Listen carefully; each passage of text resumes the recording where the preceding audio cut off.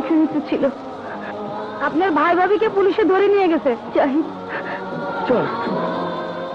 বুঝতে পেরেছি আপনারা নির্দোষ, তাই ছেড়ে দিচ্ছি। Thank you. ওকে।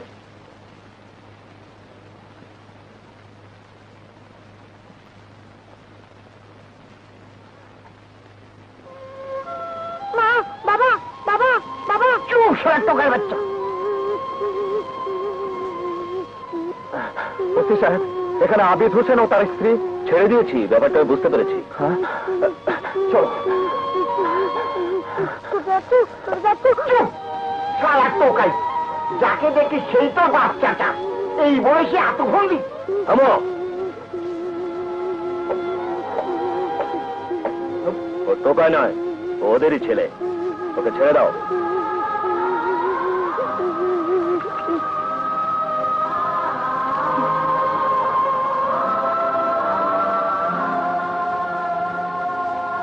একটু পানি খাওয়াবে?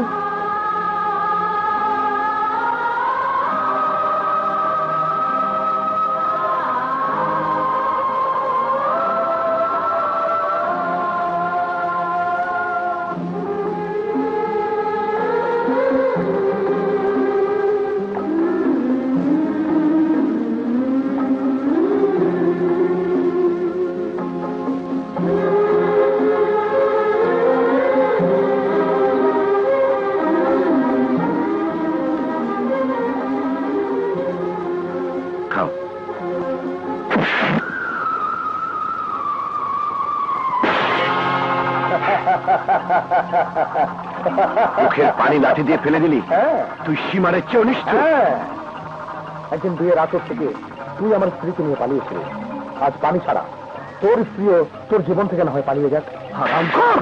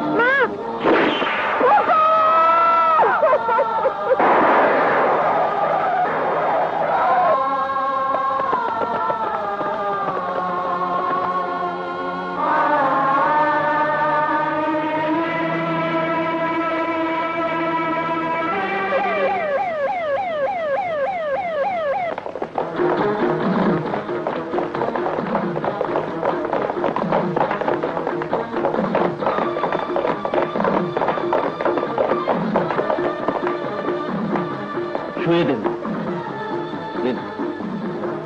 কুইক।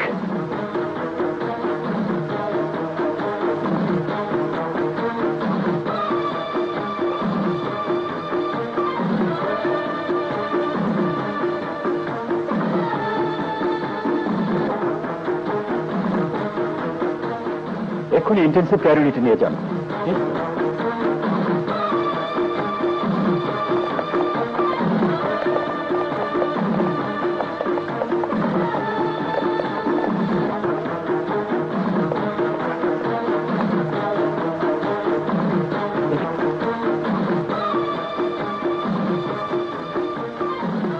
অক্সিজেন।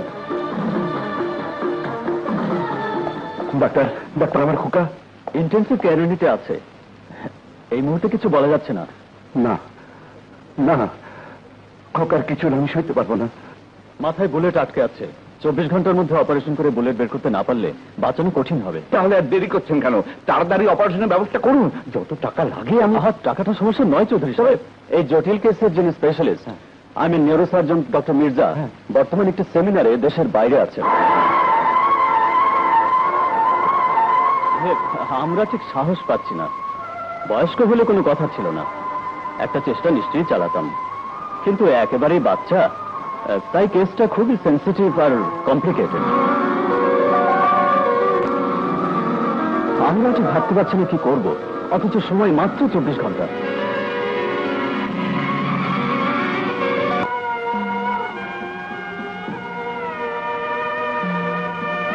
খোকা,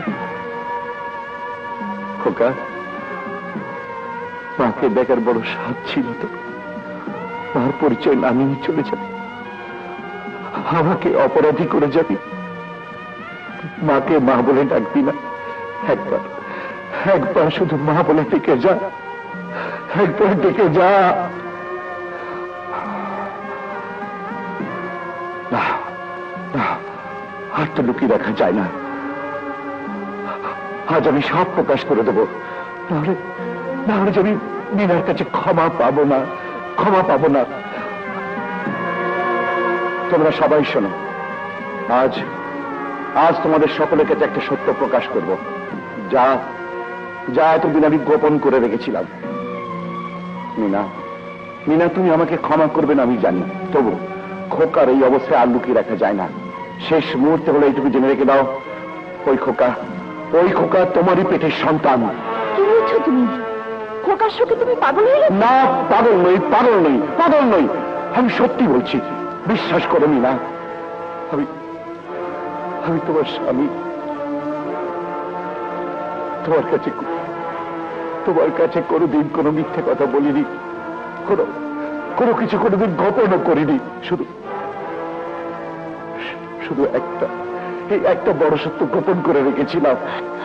কি বলছো তুমি? হ্যাঁ, সত্যি বলছি।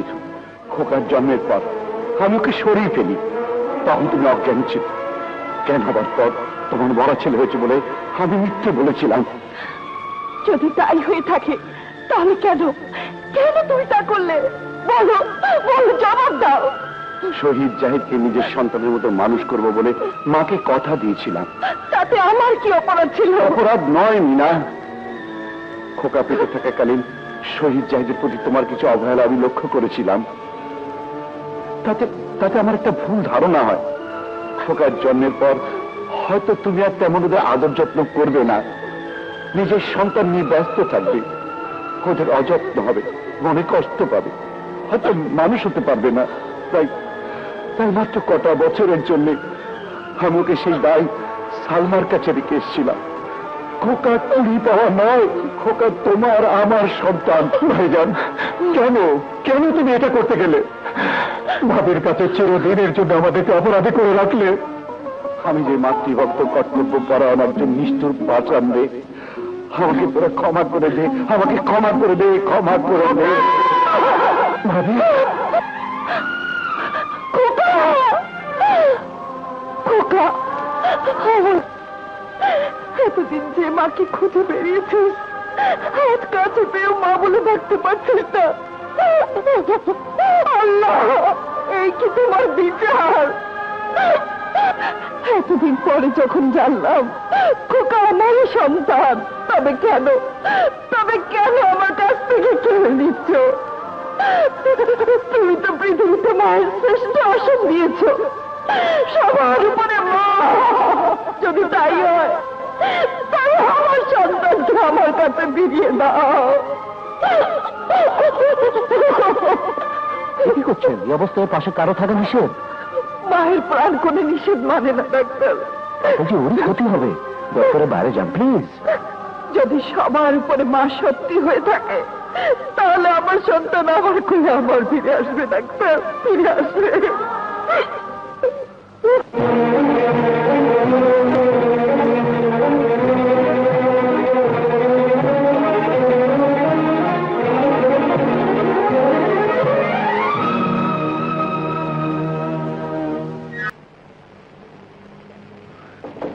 স্যার, ভাগ্যিস আপনি হঠাৎ করে সময় মতো ফিরে এসেছিলেন, তা না হলে ছেলেটাকে হয়তো বাঁচানো যেত না।